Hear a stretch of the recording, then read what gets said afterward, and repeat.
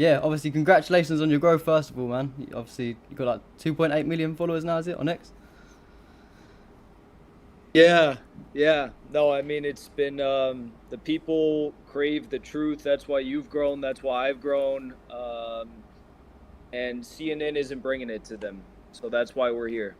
100%, bro. Obviously, I'd say you're probably one of the biggest people on the, on X, speaking about what you do.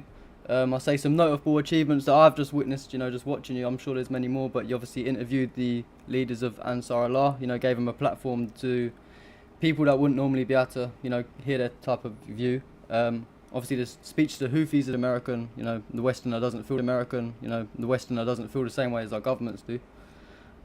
You met with Lavrov as well. You got the award. You got gifted the award from him. Interview with Maria Zakharova. Sorry, is that how you say her name? Zakharova. Yeah, obviously you exposed the Ukraine terror in Tokmak. Launched the ACP, which has been. I've seen them doing like loads of good work rebuilding towns. Work that our own governments don't even do. Things is you launched legit targets. I think they got like 50k followers in a week or something. Was it? And then now they're just growing more and more every day. So yeah, man. Yeah, Did you ever see yeah. yourself coming this far in this short of a time, or? So when I started my show, it was just about I watched like a bunch of people that were talking about war and domestic politics in the U.S. and I guess British politics too. But just would watch a bunch of YouTubers, and I thought like, oh, I could do that. And I started my show just kind of like for fun. I was seriously interested about it and everything, and then it just kept growing and growing and growing and growing. And I think like us as young people, we just kind of recognize that like the previous generation that was like the ones that kind of opened social media and like into a political foray and stuff. They didn't understand that you could actually use social media as a tool in politics and stuff. Um, they more were just like talking about politics on it. The social media was an afterthought. Afterthought. I think what we understand is like, oh, this is the new town square. This is where the battles will be waged, and I think that's what has, I guess, proven to be exactly true now. That's why I think we've all grown so much, is because we've taken that approach. Yeah, 100%. Obviously you're doing a great job, man. Keep it up. Obviously spreading the truth as well. You woke up millions of people, I'm sure, across the globe, especially the beginning of the Palestine stuff. I mean, if it wasn't for people like you, I'm sure a lot of people wouldn't know what's going on. So but yeah, I'll say first thing I wanted to ask you though is obviously what's your thoughts on the current ongoing situation in Syria? Well, as I was just saying, the situation in Syria is the chaos has just begun. And I said this on Twitter. I said that not free; it's just transferred ownership to Israel and Turkey. And now the events have proven to be 100% correct. Everyone like yourself, you came out and took a very bold position on the matter. Everyone who said like, yeah, this is a bad idea, Assad's not perfect, but to replace him and to support the opposition, which is literally, I mean, wait, where are we streaming this right now? I know on X, but anywhere else? We're everywhere on Twitch and all that, but we don't care about them platforms. If we get nukes, we get nukes. It's part of it. So yeah, far Well, away. they have all these groups like AQ and stuff, and they're doing all this stuff, and it's like everyone knew exactly um, happened if you'd been following this conflict for years. And now we are seeing it. We're seeing they're slaughtering Alawites in Syria. They are doing horrific things to Christians in Syria. They are a lot of stuff that, frankly, it's exactly what the quote unquote moderate rebels have done for years and years and years. Syria and in Iraq under the official organization of Al Qaeda in Iraq and ISIS in Iraq.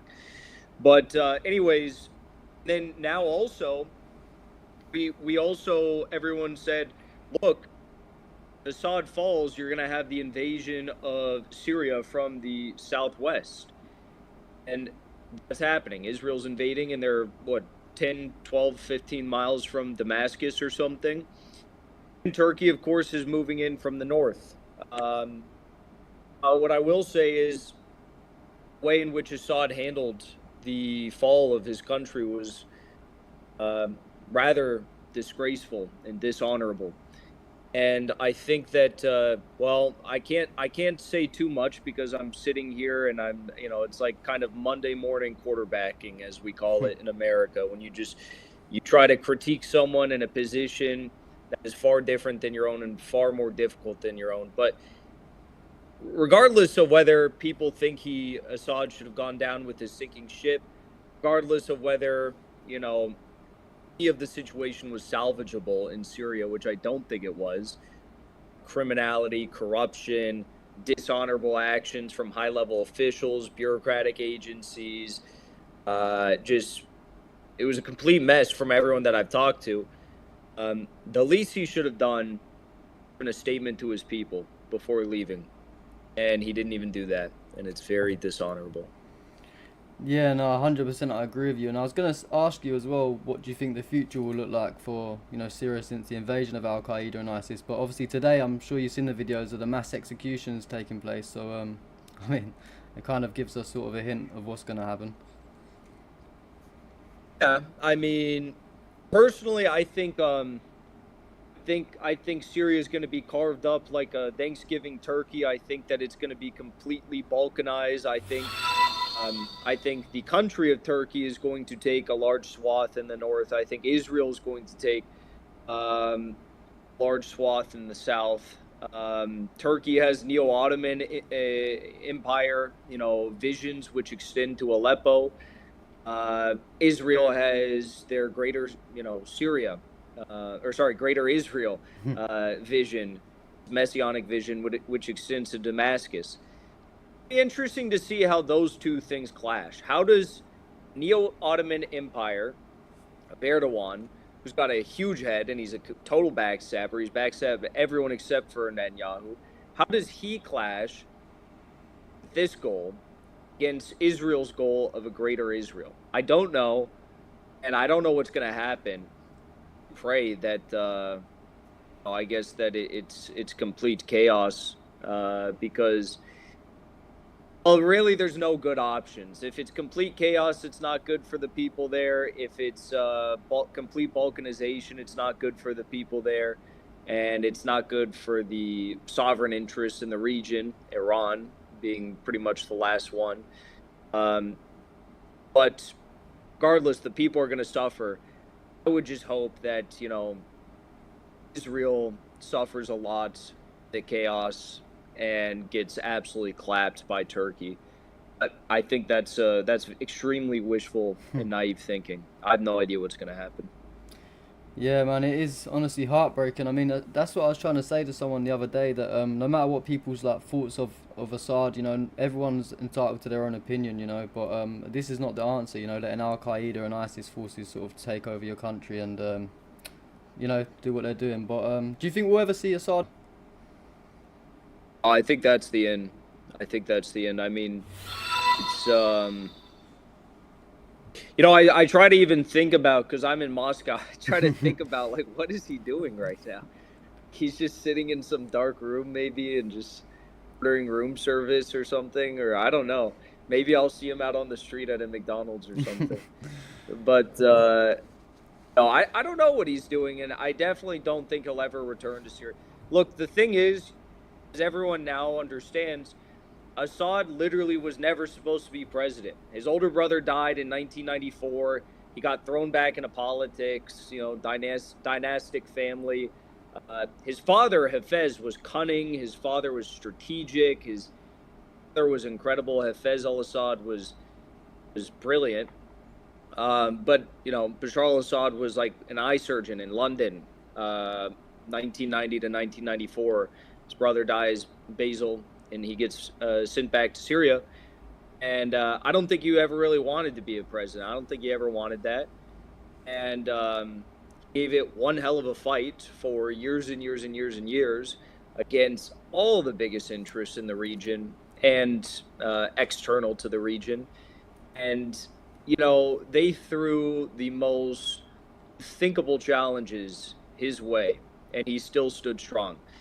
I guess if you have to look at what the legacy of Assad is, his legacy would be defending Syria, their sovereignty, and the relative sovereignty. He lost a lot of the country, actually, but also the religious minorities for years and years and years and years. Now, is defending religious minorities and defending most of your country after years of a dirty war and then falling and your entire country collapses, is that a legacy that is anyone can argue should be revived and Assad returns, or his people want him back? No. No one can argue that. No one will argue that. Syria is going to be balkanized, and they have moved beyond the Assads. And unfortunately, Bashar al-Assad will be left with a rather humiliating legacy due to the way that things ended. Yeah, it is honestly heartbreaking. I was gonna say, don't you find it funny though, how all the people that was cheering on Hezbollah and Iran when they was fighting for Palestine, and now the same people that have done a complete U-turn and they're sort of turning against Hezbollah and Iran for, what events are going on in Syria. Yeah, well, that's the nature of this sectarianism that has kind of characterized the specifically the Arab nations, but also the Arab nations' attitude towards, specifically, I guess, the Sunni Arab nations' attitude towards Iran and the Persians. And I think that the Arab region had an opportunity to try and find a third way and try to find some sort of a political alternative that would put aside these sectarian differences and divisions on ethnic lines and religious lines. They didn't do that. Now, what do you have? You have Israel and you have Turkey coming in and stealing the show, which is horrible. The Arab project has essentially failed. So, with a young generation, the generation that has a whole lot of discontent with the current status quo, and a generation that is possibly open to more secular ideas, the Arab region could find that third way and this new approach that they need to take to save themselves and achieve true sovereignty. But honestly, the visions that you mentioned with the backstabbers who supported Iran and were posting great things about Hezbollah during the year plus in which the Gaza genocide was taking place prior to the operation then moving to Syria. Those people are extremely misinformed and propagandized. A lot of this has to do with Qatari media, Al Jazeera, who have a financial interest and a political interest, a security-based interest in actually supporting the jihadists against Bashar al-Assad, the former president. When during the early years of the dirty war in Syria, actually like the entirety of the dirty war in Syria, the United States had established rat lines from Libya, Turkey, and also Qatar was providing support. All these groups were providing support to al-Qaeda forces, Hayat al-Sham al-Nusra, Jaish al-Islam in Syria. Or you look at it and they have a bunch of U.S. military bases. It's like, okay, well, now you kind of understand why they were cucked into this position of supporting the jihadists, Bashar al-Assad. And Al Jazeera propagandized a whole lot of people about it. Al Jazeera does great work on Gaza, but terrible work on Syria. And I guess the last thing I'll say is a lot of people were also brainwashed about Syria because of the fact that Hamas and the Palestinian resistance forces, coalition, whatever, they made a political calculation years ago to side with the Muslim Brotherhood, which was a project of the UK, which was inherited by the U.S., and they chose to side with the Muslim Brotherhood over Iran. And strategically, I think it was probably the incorrect decision because Iran is the only sovereign power left standing in the Middle East, and Iran did a whole lot to support Gaza when no one else did. But because of this division, which the Palestinians sided with the Muslim Brotherhood back then, this MI6 project, it caused a lot of bad blood with Iran at the time.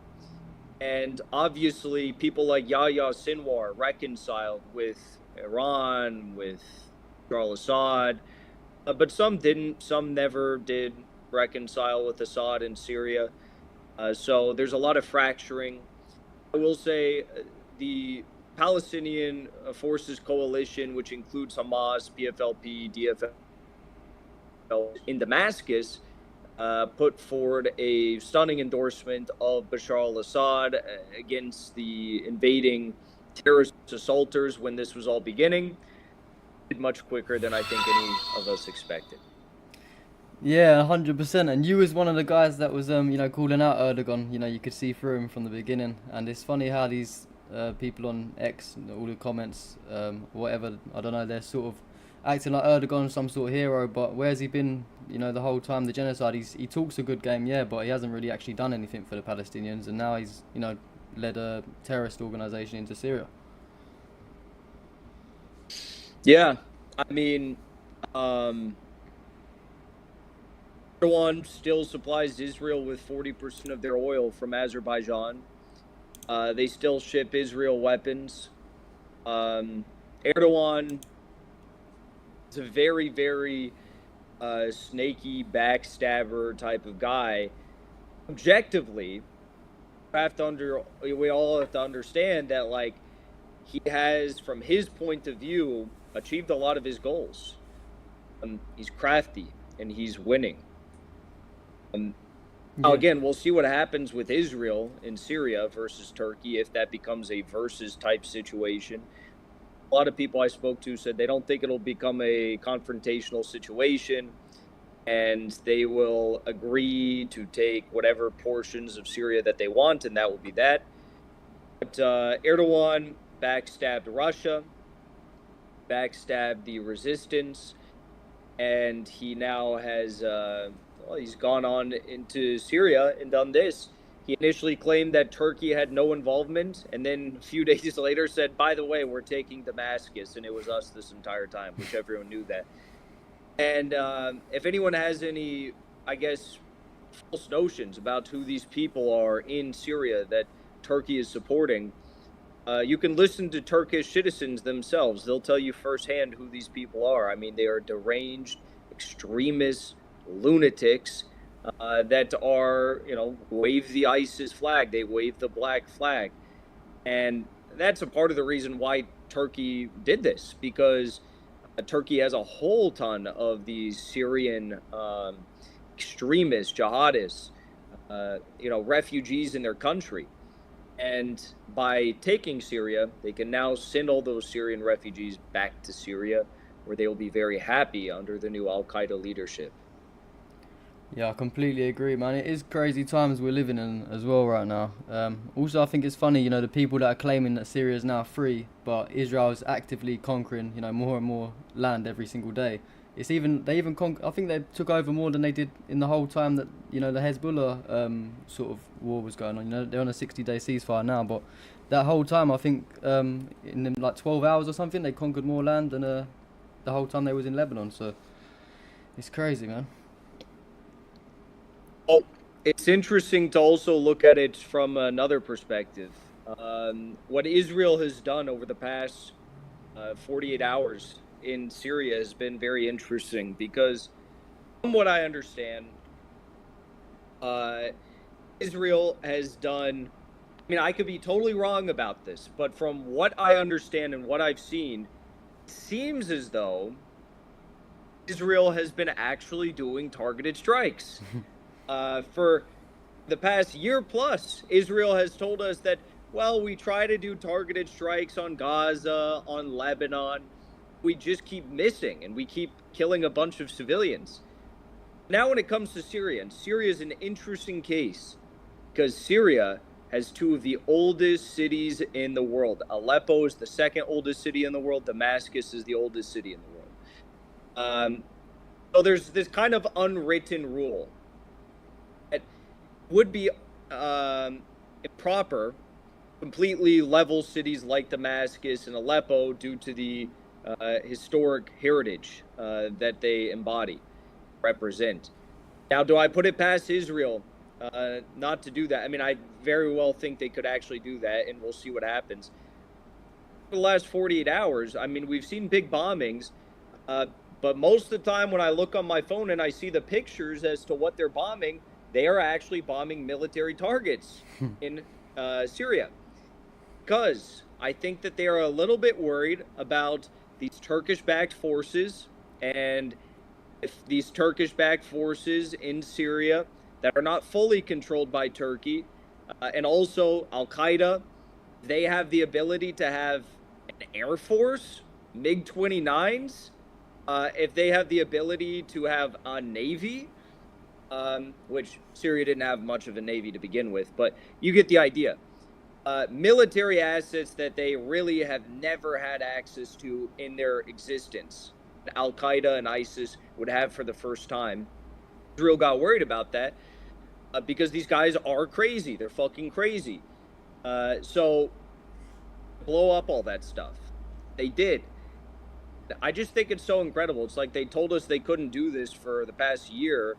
That's why they quote unquote accidentally killed, 40 to 150,000 innocent souls, and then now they're doing it with extreme ease in Syria. I know exactly. That's a very good point, and also they was doing it in Lebanon as well. They was killing civilians there as well. So it's crazy. It's like when they want to be precision, when they want precision, sorry, they can actually do it. And it's funny how we've been calling Israel ISIS for the past however many years, and now they don't seem to attack ISIS yet again. So that's interesting. But I say, what's the situation like in Russia anyway? And like, what's the average citizens' thoughts on like the US, the West, NATO, and do they think like what do they think about potentially pushing us into like a World War III? I think the average citizen in Russia shares a very common sentiment to what the average American feels about Russia itself. I think that Russians are very curious about America. I'll say this. In Russia and America, there's two common strains of people in each country. America, you have people that are curious about Russia and are like, ooh, this is interesting. Like, what is going on with this Russia country? Or like the Soviet Union, what happened there? Oh, they're like curious and they want to know more. And maybe they're a little bit scared, but they want to know more. And there's the Americans who are like, and this is, I'm sure, the same case with the UK. There's the other Americans who say like, well, screw Russia, terrorist state, whatever. And in Russia, you have the kind of opposite. You have people that are completely pro-American brainwash, which are few and far between right now. I mean, I think I've maybe only met like, I don't know, like 2-3 people like that, just like at a cafe or something, right? And there's really no one who's still pro-America, completely brainwashed, right? But then most people here are just like curious about America. They're like, why are you guys doing this? Like, we want peace. Like, what's going on here? People want to come visit America. They don't want America to hate them and want to bomb them. Even the most like anti-Western people in Russia don't want to visit America. They want peace with America. They want to they want to go and see the world and experience things and share culture with one another. And everyone still loves American culture, traditional American culture. So I think as for the World War III, I mean, Putin dropped an Oryzhnik missile on Ukraine, and then magically long-range missiles stopped being sent from Ukraine into Russia. So I think, pray to God that hopefully nothing escalates further before Trump comes into office. I don't even know if Trump will bring us peace. I don't really think so. I don't think now is the time. But Well, I think that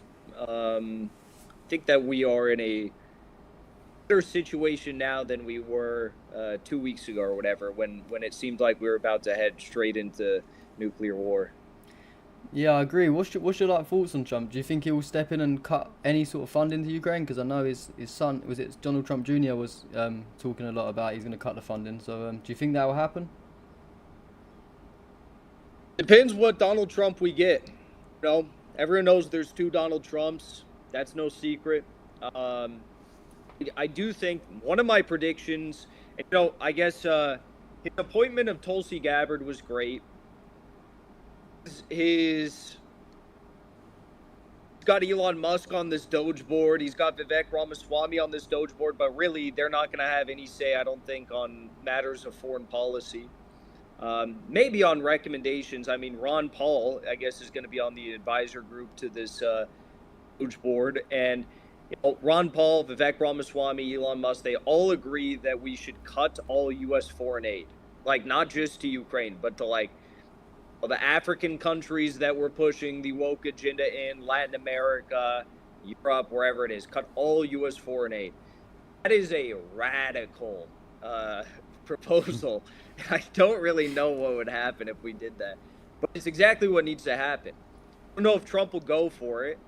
I'm sure if they do that, then the CIA black budget is going to increase by a sum of like 1,000x, and they're just going to funnel the money through other means into these countries, nefarious means, or they're going to create more NGOs where they, fund NGOs that then do the funding of U.S. foreign aid by proxy.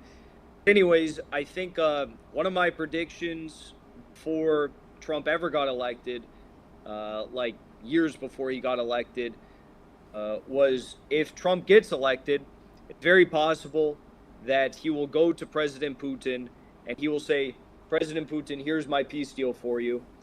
And it's going to be such an insulting peace deal that President Putin will not consider it.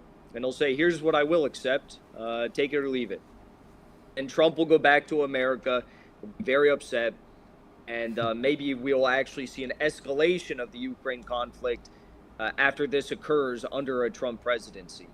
And I don't see anything, I guess, indicative that we'll see an escalation for Trump, but I do see the first half of that prediction manifesting right now, because Trump has taken 3 different peace proposals from his new team. He took a peace proposal from Rick Grinnell, a peace proposal from General Keith Kellogg, who's a complete retard, and then a peace proposal from J.D. Vance. J.D. Vance, his peace proposal is about cutting off Russia from China. That's not going to happen. I presume it is, because that's what he's always said. As for Rick Grinnell, I don't really know what his peace proposal is. General Kellogg's peace proposal is insane. It allows for NATO membership for Ukraine in 20 years, continued funding for Ukraine now. Russia has to essentially get out of the Donbass. Like, it's insane. And Konstantin Malafiev, he's a big businessman and I guess like a friend of Putin here in Russia, said if they try to send General Keith Kellogg into Russia to negotiate based on these terms, he's going to get laughed right back out to America. Alexander Dugin, he's called the brains behind President Putin. He's a Russian philosopher and professor. He said that now is not the time for peace. Peace only benefits Ukraine and the U.S. right now. It doesn't benefit Russia. Russia's moving with lightning speed. They're having the biggest victories and advances on the battlefield that they've had since the start of the conflict. So, I don't know. Peace, though. Yeah, I mean it is sad. I say your video is frozen. I'm not sure if it's just my end or something. If you wanna, I can still hear you, but your video is frozen. Are you there still? I can't hear you. Oh, can you hear me now? My phone is dead. Fuck. You're back now though. So it's cool. But yeah, sorry about that. I'll say yeah, but I see the peace deal as well. I think you was talking about and I think Zelensky like rejected it anyway. I'm pretty sure he was like offered it and rejected it. I'm not. Don't quote me on it though, but the one where you said the NATO funding in 20 years. The NATO membership, Yeah, sorry. I mean, it's like, what does he have to say in anything? He has no say in anything. Why does this guy who we've essentially okay, how much money has the West sent to Ukraine to Zelensky personally? Like hundreds of billions of dollars. There's no way that any one man's life is worth hundreds of billions of dollars, which means by extension that we have bought Zelensky's life and his soul like billions of times over, probably. So I just don't really understand. It's like what is going on here? Why does he think he has any say in this conflict in the peace terms? I don't know. Yeah, exactly. And I think it was you that posted. They was like surveillance on Zelensky's vehicles. Like, you know, if they wanted him gone, they could have easily got rid of him a long time ago. You know, so they've got to thank Russia really for his life still being here today. Yeah, and it's such a he's such a pompous individual. It's like he knows that. He knows that full and well. He knows that Russia, at any point since February 24th of 2022, would have dropped one of those Orishniks right on his palace. Knows that. Um, Russia hasn't done that for a whole host of reasons. Uh, but you know, think that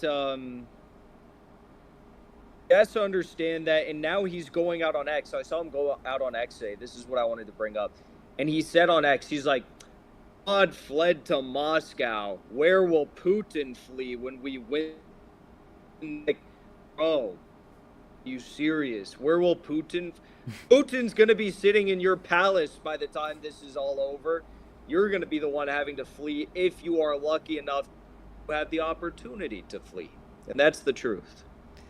Yeah, it's crazy as well. And you know, most people in the UK, they're all brainwashed that you know, Russia's just some big terrorist organization. I mean, it doesn't take a lot of research to see what's been going on. It's like, you know, when they say everything didn't start on October 7th in Palestine. I mean, it didn't start in February 2022 in Russia, as you know. You've been covering it for many years.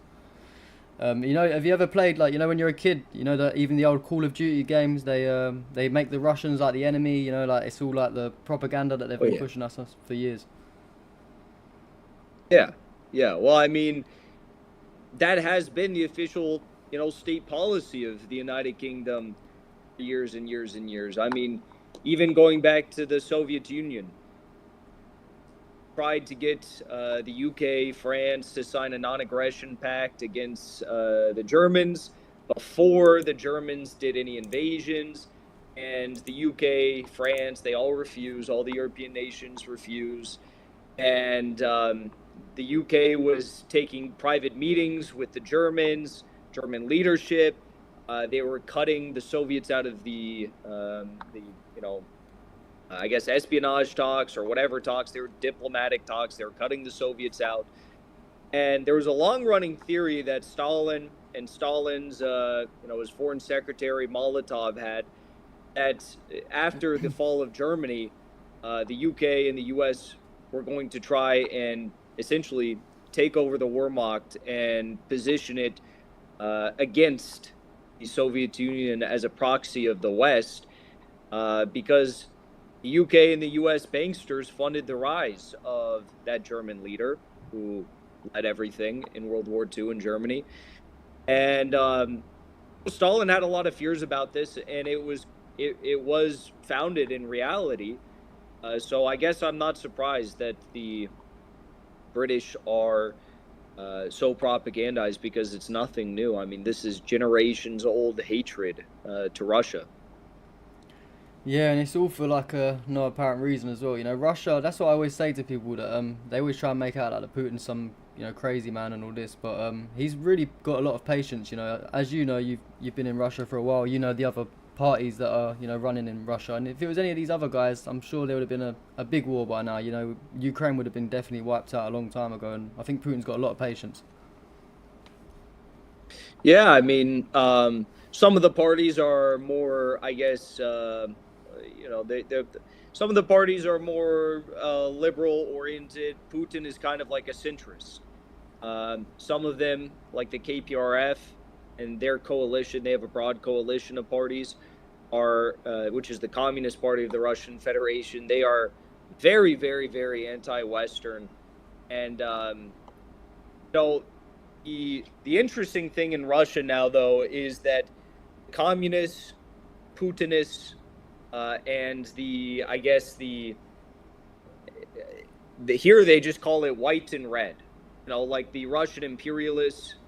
I don't mean imperial in the sense of like imperialism. I mean like the Russian Empire is referred to as the white guys because they were the white army in the Russian Revolution, and then the Reds are the communists. The whites, the Reds, and the Putinists all get along right now, and it's because of the common patriotism and hatred of this all-out war, cultural, military, economic, the West is waging upon Russia. So it's actually kind of a beautiful thing. Heard rumors that in the Donbass, there were divisions, there was, factions, and there was, animosity amongst these factions of white and red and all these sorts of things. I heard rumors of that, but it was when I was in America I heard these rumors. So I was like, maybe not. I come to Russia, I go to Donbass, I meet everyone, and they're like, no, we're all Russians right now. There's no, as a communist, it sounds a little bit blasphemous to say, but they say there's no communists, there's no imperialists, there's no Putinists right now. There's only Russians, and that really is the truth when you actually see it with your own eyes, and you're in the middle of it all. I mean, that is the God honest truth. Yeah, completely agree. I completely agree. I'll say, speaking of peace, do you think there's any way we can see peace sometime soon in Gaza? No. No. I think peace in Gaza is only going to come well, again, it's kind of like your question about Ukraine. It depends on what sort of Donald Trump we get. If it's the Donald Trump that was campaigning in Michigan, then maybe. Donald Trump is, from everyone that I've spoken to that is close with him, which is a certain type of people. I don't speak to too many people that are in the neocon orbit of the Trump world. But when I've spoken, everyone just says, yeah, Donald Trump is principally, anti-war. Not because he's a pacifist or not because he is an anti-imperialist, but simply because he doesn't like dying, he doesn't like death, and he thinks it's bad for business. I think that there's a very strong argument to be made that all of the foreign conflicts, foreign interventions, wars, coups, regime change operations, the United States has engaged in over the entirety of Donald Trump's adult lifetime have been costly to the United States and the West. It's been costly in terms of manpower. It's been costly in terms of our actual assets that we have sent abroad, and we've really gotten nothing for it. If you think about it, okay, what is this for? It's about getting resources. It's about getting gas. I mean, America has plenty of oil, plenty of gas, plenty of resources. We could easily, as Donald Trump is now suggesting, and something I've suggested for years, we could easily take Canada as a 51st state, or make it turn the provinces into a number of states, and we'd have all the resources that we could ever need. So it can't be about that.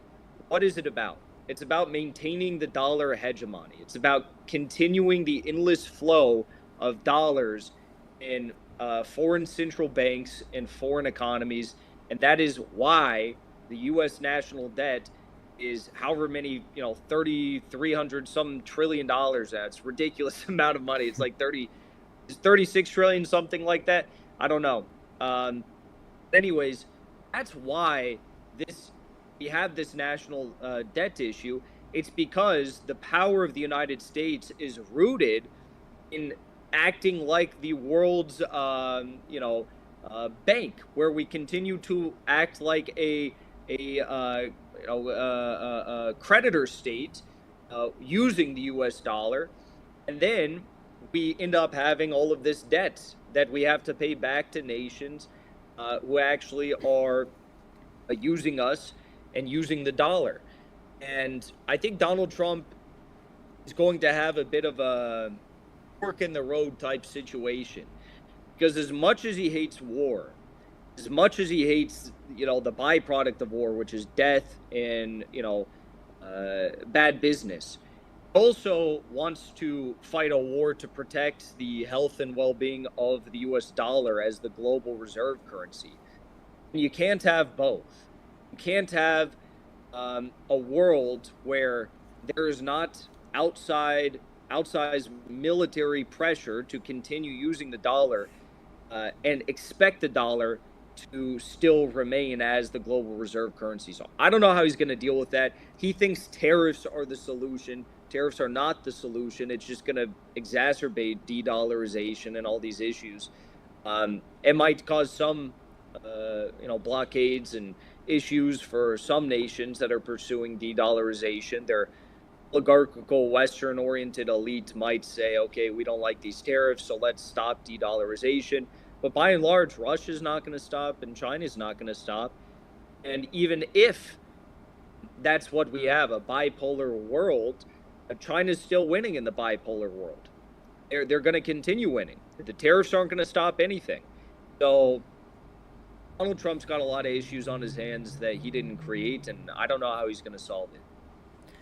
Yeah, exactly. And obviously, I think America and the UK, they share a lot of the same problems. You know, there's like a homeless crisis in both of our countries. There's I think in America there's like loads of gun crime, and over here there's like loads of knife crime. But you look at cities like Russia and China and even like Dubai. You know, Dubai don't even pay tax money, but their cities are amazing. You know, so it shows you where all of our tax money's really going to. You know, it's funding all these genocides and proxy wars, and I don't know, man.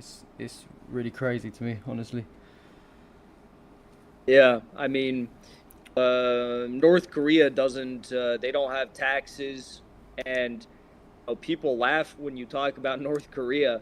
If you actually see North Korea with your own two eyes, or you actually look at people who've been to North Korea, their vlogs of it, North Korea is industrializing. North Korea has a very strong military, like 1.4 million people.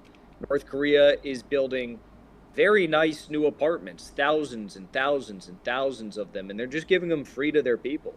And again, the United States and the United Kingdom didn't do all this funny business all across the world, and we actually nationalized our major industries: oil, gas, raw minerals, precious metals.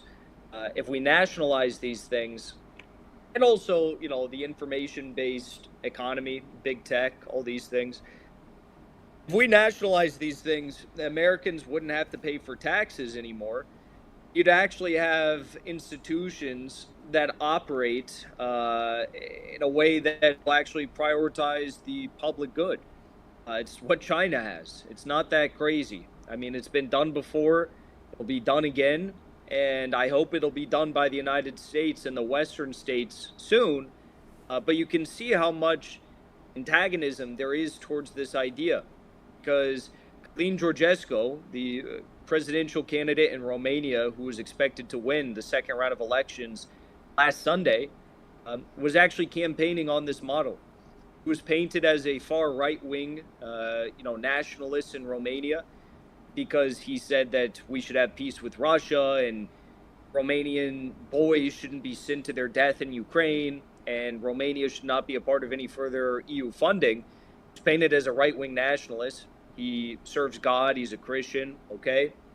If you look at his economic agenda, he put it forward on his website. He is very clear. He stands for a distributist economic model that prioritizes the nationalization of major industries in Romania. And that is a very left-wing economic model, and it would do a whole lot of good for Romania. And it's a good, roadmap for and template for other Western states to follow. Yes, you can be culturally traditional while also having a sovereign economic model that doesn't allow for the raping and pillaging of your economy by transnational corporations. And because of that, very popular agenda, because of that, he was essentially couped before he even reached office. So the answer to our problems is there, but there's a lot of powerful people in the way. Yeah, and I saw something about, wasn't it the same prosecutors that are trying to get that politician you're just speaking about, was the same ones that attacked the Tate brothers, and so that's kind of convenient as well, you know. It's a very corrupt country, very corrupt country. It's the exact same prosecutor that um, is doing these cases against the Tate brothers, is the same one going after Georgesco now. And I forget his name off the top of my head, but he is a public figure. Like he came out and I think he spoke in one of the Vice videos about the Tates or something. But it's a corrupt country.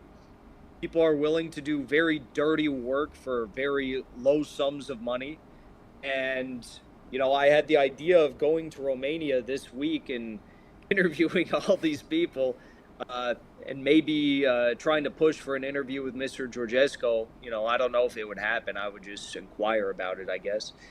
But apparently, people say I violated some Romanian law because I encouraged the military to overthrow the government, which I fully reject the allegation. Um, Fully reject the allegation. That's not at all what I was saying. But apparently, I might be in legal trouble if I were to travel to Romania. So I don't think, I want to. If you're in legal trouble in a lot of countries, okay, you're in legal trouble. You have a just trial, fair trial, whatever. In Romania, there's no such thing as a fair trial. You just get locked up. We saw it with the Tates. They're trying to do it to Georgescu now, and they're just criminals and thieves that are running that country. So I don't want to test my luck. Yeah, exactly. I see. As you were saying it, loads of people in the chat started spamming that you're gonna get arrested, so it made me laugh. But yeah, fuck Romania, I guess. Then we don't go there. But I'll say, what was your I wanted to talk about the ACP. So what's your goals? Because I've seen them doing a lot of work, like me, who's in a different country. Because a lot of people as well, they have this warped view of communism. You know, as soon as you say the word communism, they sort of attack you. So do you want to like go into that a little bit? Yeah, I mean the ACP is the American Communist Party. I'm on the executive board, and basically everything you guys see me tweet about, saving America, freeing America, foreign influence, rebuilding our country in a sovereign manner. Everything I've discussed on this stream, it's like that's what we stand for. We have a website, we have a Twitter account. ACP Maine is our Twitter account. You can read all about what we stand for on our website. We've got a bunch of chapters across the United States and Canada. We don't believe in the sovereignty of Canada as a country, I guess. We want to incorporate Canada as a part of the United States. And anyways, but yeah, as for communism, I mean, communism has a very negative, I guess, aura, because a lot of times people hear CIA propaganda about communism, or they hear about the latter years of the Soviet era. They hear about all the horrors leading up to perestroika in the 90s, the 80s, and it's like, well, yeah, that was a bad time, but the leaders who were leading the Soviet Union at the time were not really communists. No, no communist will tell you that Khrushchev was like was a legitimate communist. It's like saying Trotsky was a legitimate communist. Not that bad, but it's there. But anyways, what we stand for as communists is basically taking back what's right beneath our own feet, our own feet. Why should Bill Gates get to buy up all the land in America? Why should BlackRock get to buy up all of the homes and apartment buildings in America? Why should all these why should Wall Street own all the oil, all the raw minerals, all the precious metals in America?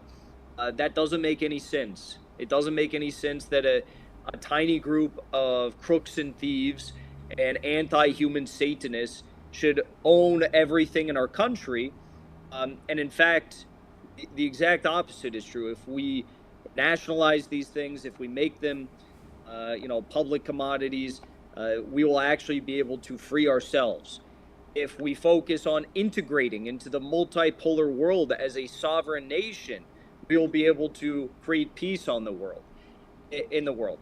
If we do things like this, ultimately the goal of our party, America, and focus on the revitalization of our country, rapidly, I guess, rapidly expanding upon and mobilizing the forces of production in America. And I guess that's a pretty layman's way of putting it. I think it speaks for itself. Everyone knows what I stand for. Um, America should be for Americans. America shouldn't be for millions of criminal immigrants. America shouldn't be for George Soros and Jeff Bezos and Mark Zuckerberg to manipulate the masses. We should carry out the actual tradition of our founding fathers, have a free America that actually is focused on the prosperity of the people. And the last thing I'll say is, I don't want America to be China. I don't want America to be the Soviet Union. I mean, America is America, and we have to adhere to I guess, like the historic context of our country, the Constitution, Bill of Rights, these sorts of things. And I'm proud to do that. I think that they are fascinating and incredibly historically progressive documents that still stand true to this day. But also, the current order in America is that everything that was established in these founding documents, the Constitution, the Bill of Rights, the vision of our founding fathers, has been subverted by a nefarious deep state, which is not, it doesn't answer to the needs of the American people. It answers to the needs of finance capital, both foreign and domestic. And China, on the other hand, well, again, I don't want to be China. China, on the other hand, whereas the America has a deep state, China has like deep civilization. It has, this people state, where it actually does answer to the people's needs, and it does prioritize the people's needs with every decision that it makes. And there's some interesting things coming out of the Trump administration that I think reflects this sentiment. I don't know how committed they're going to be towards these ideas, but nonetheless, I'm hopeful that there will at least be an opportunity for some of these things to rise to the surface in the Trump administration, because with Kamala Harris, we knew we weren't going to get anything. And I think that when it comes to the MAGA movement, Trump's working class MAGA movement, this is the first real politically conscious, class conscious political movement that has been integrated into the foray of American politics for the first time in decades and generations. It's why we, as an American Communist Party, are completely, open to working and talking and speaking and hearing the concerns of the Make America Great Again movement, because we do want to make America great again. That's what communists should want. They should want to actually help their fellow countrymen and rebuild the country and stop these wars and stop the raping and pillaging of our country. And I think a lot of people are curious about what we are doing and what we stand for and what we are building. And that's why there's been such large amounts of, I guess, speculation about our party on social media. Yeah, no, it's great to see you guys are really doing good things. It's the problem is as well that most of the stuff you're doing is stuff that our presidents and prime ministers should have already been doing this whole time. It's just general, like helping the people as a country should. But I say just probably like the final couple things. I'll say what's your goals sort of for 2025? Have you got anything big lined up, and has the ACP got anything big lined up? Well, as for ACP, I think that we have to wait and see what comes with the Trump administration, and we've got a lot of friends in high places, which I think is great. But the U.S. Congress, if you can believe it, they just passed some bill, and there was Democrats and Republicans that voted for the bill. I think it was 200 to 60, the vote in the House of Representatives, took the vote on the matter with those numbers. It was something like they vilified communism, they banned communism or something like that. I don't know what it was. They did this bill in Congress that said like we're going to make communism illegal or something. I don't know. But it's laughable. But honestly, we do have to wait and see what actually happens with Trump. We have to see what Trump does in the Middle East. Don't know. We have to wait and see what Trump does with Ukraine. We don't know what he's going to do. We have to wait and see what Trump does with the problems surrounding de-dollarization. How is he going to approach that? How is Donald Trump going to approach the economic problems that we have in America? How is Donald Trump going to approach the matters related to the curtailing of free speech on social media by big tech? I don't know what's going to happen, but we have our agenda, and we are all very curiously watching and closely watching what Trump is going to be doing, and you know what our path will be. We have a common agenda and common mission, regardless of whether it's Trump or Kamala or whoever. Our mission is to essentially show the American people that we are the ones who can provide them with security, stability, and a roadmap for the future. And no one else can. Republicans can't, Democrats can't, Trump can't. So we aim to do that regardless of what happens over the next 4 years. As for myself personally, you know, I have my show Legitimate Targets, which I'm doing. And I guess I hope to travel the world. Maybe Georgescu can get in the presidency in Romania and I can go visit him there. I don't know. But we'll see what happens. I'm doing a lot of content, 5 episodes a week. It's actually very, very intense workload. But we're pumping out a lot of really, really good content and important interviews every single week, covering every subject in the multipolar world. And so I hope to continue doing that and bringing some big interviews everyone's way. Yeah, no, I've seen you do some great interviews as well. Is there any trips to the UK on the cards, or I know you're not really a fan of the UK, so. Well, I would. I don't know what the laws are in the UK, but I was on that James Whale show, and I said that Putin. I wasn't even serious about it, but I was like, you know, all these people that week I was on the James Whale show on Talk TV, Piers Morgan's channel. I said they were all saying like, oh, UK should send these long-range missiles to Russia and bomb Moscow. They're saying insane stuff. So I went on there. I was like, Putin should drop an Orishnik on 10 Downing Street. And I just kind of wanted to see their reaction. It wasn't even serious. But I'm like, how is it that you guys can so calmly state that Ukraine needs to bomb Moscow with your weapons that the UK supplied them? You think that's completely fine, completely rational, completely sane. And then, you know, I go out and say what I said, and I obviously knew what their reaction was going to be. It was like, you know, it was kind of a mental game. It was like a mental test for them. It's yes, my statement is as insane as your statement is, but you don't even realize it. I don't know if I'm barred from the UK, but you know, George Galloway is a good friend, and I hope to come out to the UK. I'll definitely let you know if I do. Yeah, no, 100%. I was about to say George Galloway is one of the only sane people we have in the UK, but yeah, I'll say that's pretty much all from me anyway, Jackson. I really appreciate you joining us tonight. Hopefully you can come on again one time in the future. But yeah. Of course. Everyone obviously needs to go follow your legit targets as well. They're, you know, growing crazy on X. But yeah, man, I appreciate you joining a lot, man. Thank you, brother. I'll talk to you soon, anytime. All right, bro. Have a good day. See you. Peace out. Bye.